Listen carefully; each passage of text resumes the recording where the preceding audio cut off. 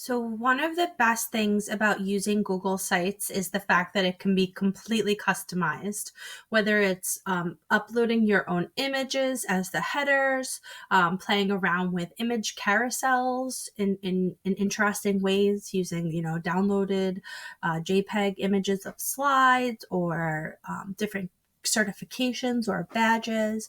But another thing that we can do in Google Sites is we can customize colors. So right now we're working in the themes menu. So in the themes menu, this is where you'll find all of the themes that Google Sites has to offer. All right. Within these themes, so if you click on any of the themes, it will give you other color options and font options. So one of the cool things about the color options is that at the end, you'll see this paint can.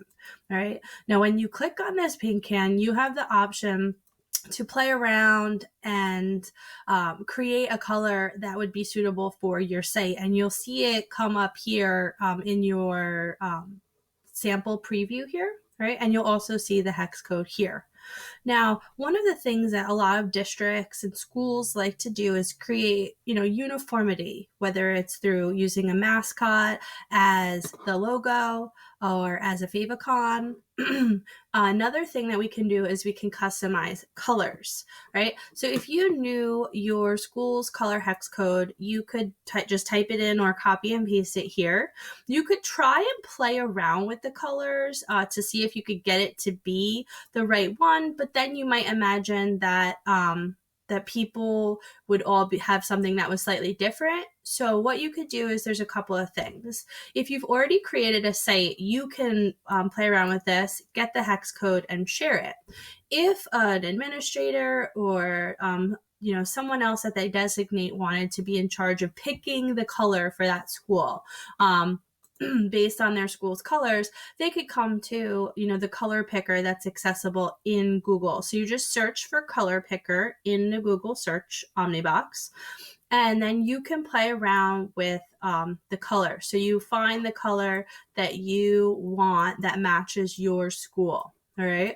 Then what you would do is that administrator or whoever they designated could copy this and send it out in an email. So then everybody in the school would be able to copy that, and then everybody would be able to have the same color for their website, and it would update itself automatically.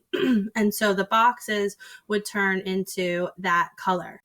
Another way that you can use the hex codes is to vary. So this is a section that I made this color blue by choosing the emphasis color option over here in my settings for that tab.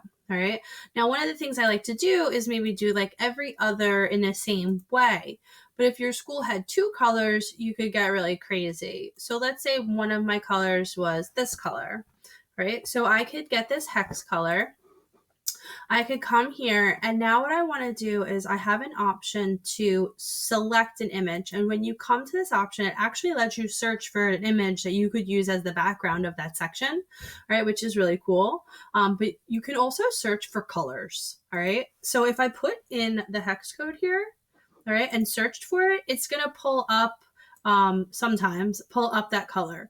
You can also put in just click on the little blue icon here, and then sometimes I just search for the color itself and see what comes up. Now, if I just found a blue rectangle, all right, then I could do that and then see it would make so then I could have every other be a different color. So that's just another way that you can customize using colors, although not every color obviously is searchable through the hex code.